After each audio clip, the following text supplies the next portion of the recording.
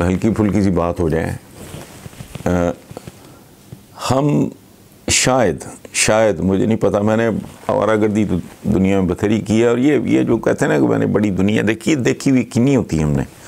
हम हवा के झोंके की तरह से गुजर जाते हैं।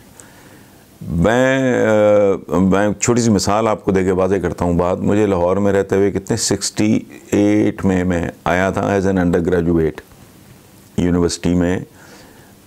ऑनर्स की स्कीम थी, तो 3rd ईयर में न्यू कैंपस में एडमिशन। तब से अब तक ओरिजिनली मेरे बुज़ुर्ग आए थे जालंधर, अमृतसर, लुधियाना वगैरह से। मैंने वो संभाला पैदा वो लायलपुर में, फैसलाबाद में।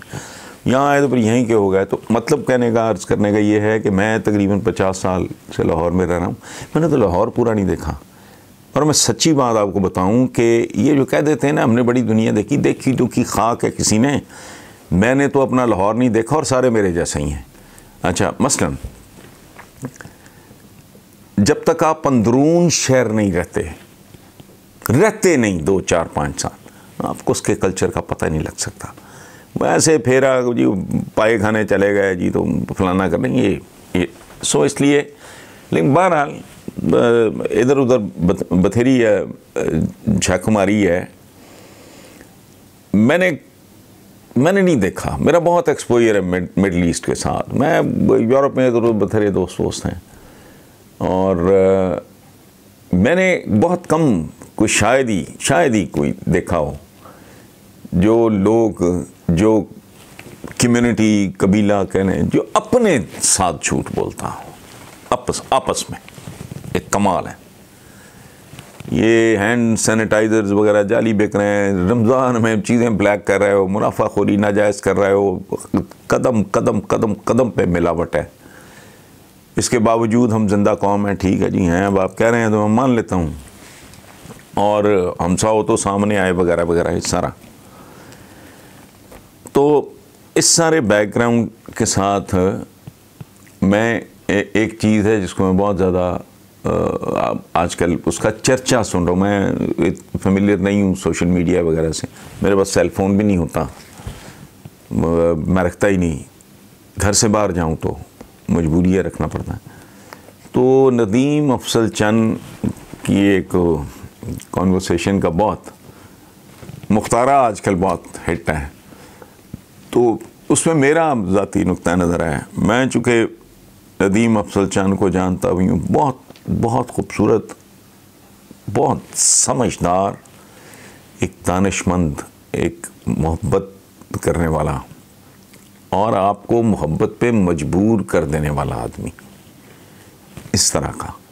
तो ये जो है हमारे पंजाब का कल्चर ये है। अगर आप किसी को बुरा लगे तो मुझे माफ़ कर दें, लेकिन मैं इस पे कायम हूँ। हमारे गुफ्तगू में गाली, बिल्कुल पंजाबी ज़बान में गुफ्तगू के दौरान गाली ऐसे ही है जैसे उर्दू में ज़ेर ज़बर पेश होती है।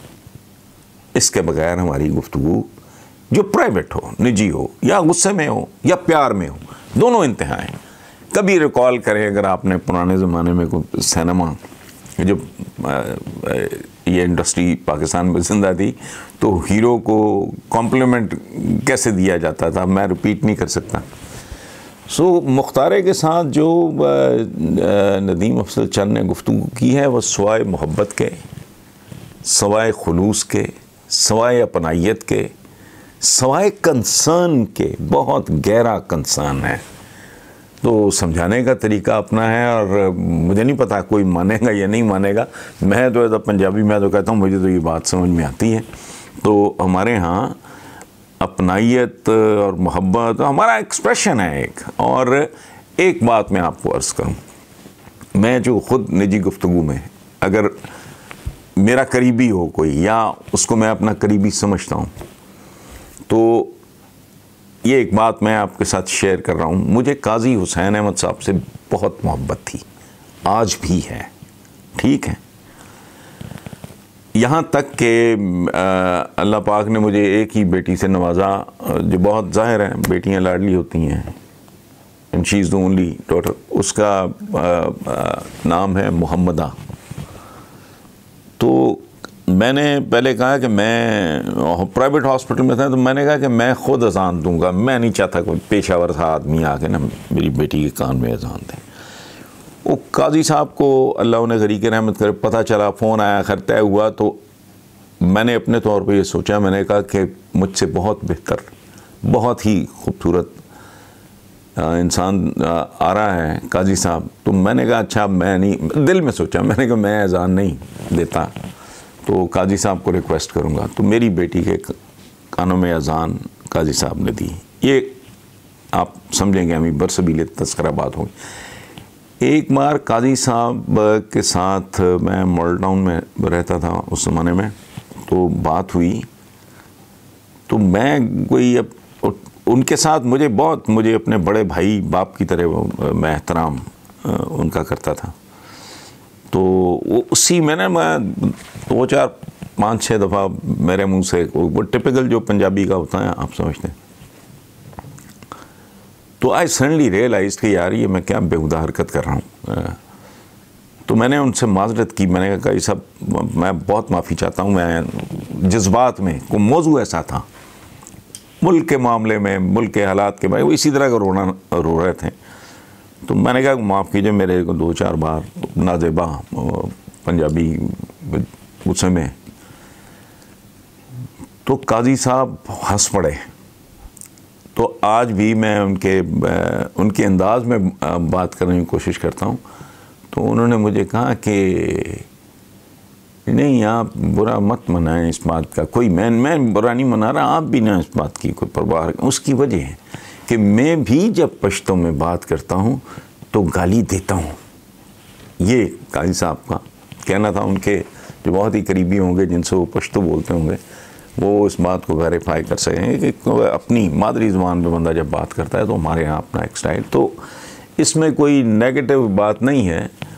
नेगेटिव वो ज़हन है जो इस तरह की बातों को उछालता है, उसकी वजह है वह मुझे I don't care at all. उसमें सिर्फ एक चीज़ होती है जो थोड़ा हर्ट करती है बंदे को, कि जब इस तरह की चीज़ आप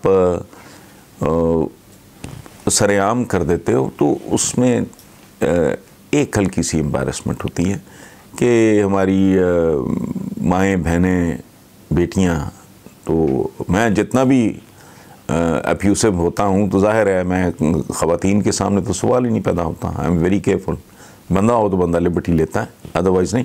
सो इस तरह की बात जब आप आम करते हो तो थोड़ी उन लोगों को सोच लेना चाहिए कि यार मुमकिन है तुम्हारी अपनी बेटी और बहन ज़ुबान सुन रही हो, ये मर्दाना ज़ुबान है, डेरे की ज़ुबान है और ताल्लुक़ की ज़ुबान है।